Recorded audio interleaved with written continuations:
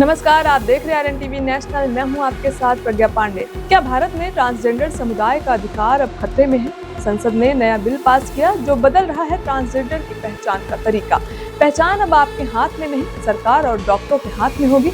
लेकिन सवाल यही है कि क्या यह सुरक्षा देगा या उनके अधिकार और गरिमा पर हमला होगा।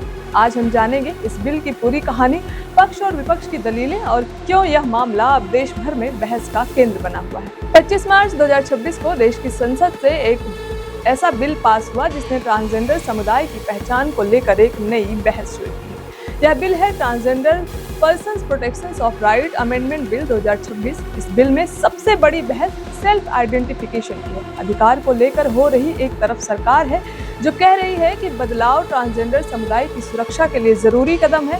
सरकार का तर्क है कि इस बिल से जबरदस्ती किसी को ट्रांसजेंडर नहीं बनाया जाएगा और बनाने पर रोक लगेगी।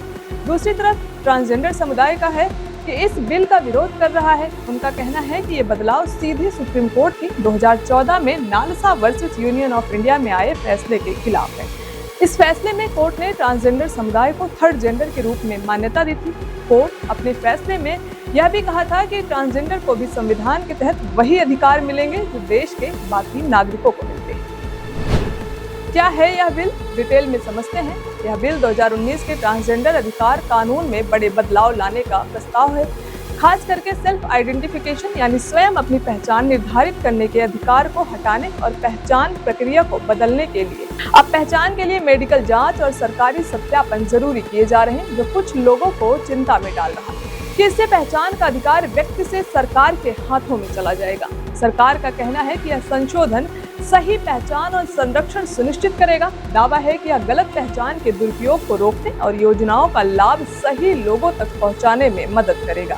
साथ ही कुछ नए अपराध और दंड के प्रावधान भी शामिल किए जा रहे हैं ताकि जबरदस्ती परिवर्तन, अपहरण, बंधुआ मजदूरी या बच्चों को ट्रांसजेंडर बनाने की प्रक्रिया को सख्ती से रोका जा सके।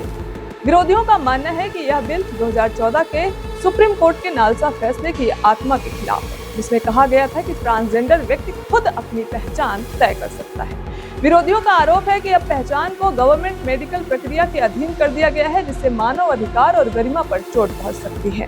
कई संगठनों और छात्र समूहों ने भी बिल के खिलाफ आवाज उठाई है और इसके विस्तृत परामर्श के बिना पास किए जाने की निंदा की है।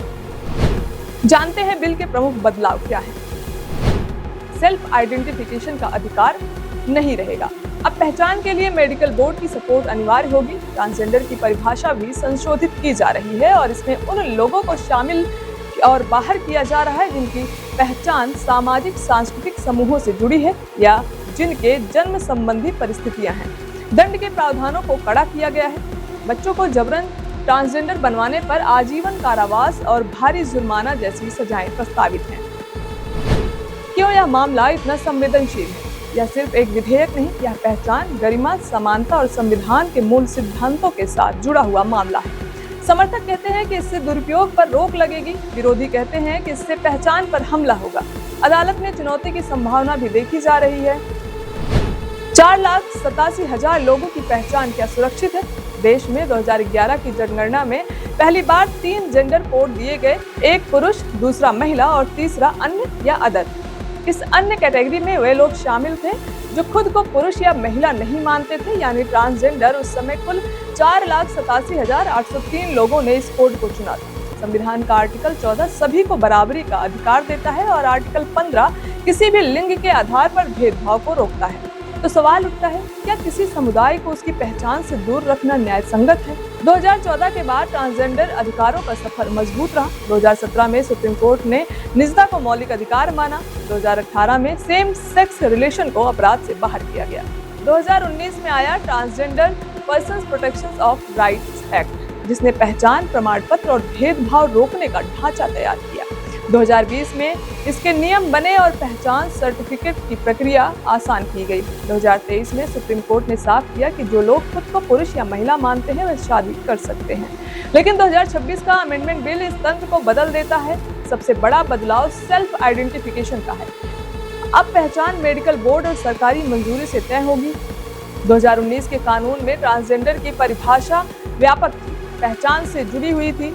2026 के बिल में यह सीमित कर दी गई है। केवल जिनकी पहचान सोशियो कल्चर समूह या जन्म से शारीरिक बदलाव से जुड़ी है, उनकी भी अलग कैटेगरी बनाई गई है, जिन्हें जबरदस्ती ट्रांसजेंडर बनाया गया है। सजा का प्रावधान भी बदल गया है। पहले हल्की सजा थी, अब अपहरण, जबरदस्ती, बदलाव या शोषण पर 10 साल तक की सख्त कैद, बच्चों के मामले में उम्र कैद और 5 लाख जुर्माना तक, जबकि मेडिकल और सरकारी प्रक्रिया का दुरुपयोग कर उन लोगों को भी निशाना बनाया जा सकता है जो अपनी पहचान खुद तय करना चाहते हैं। अब बिल राष्ट्रपति की मंजूरी का इंतजार करेगा, लेकिन सवाल वही, क्या पहचान का अधिकार व्यक्ति के पास होना चाहिए या सरकारी प्रक्रिया और मेडिकल जांच पर निर्भर होना चाहिए? क्या सिर्फ 0.04% आबादी को अपनी पहचान के लिए लंबी लड़ाई लड़नी पड़ेगी? आप क्या सोचते हैं? क्या ये बदलाव सुरक्षा सुनिश्चित करेंगे या पहचान और अधिकारों पर हमला है? अपनी राय कमेंट करके जरूर बताएं। फिलहाल के लिए इतना ही। खबरों के अपडेट्स के लिए जुड़े रहें RNTV नेशनल के साथ।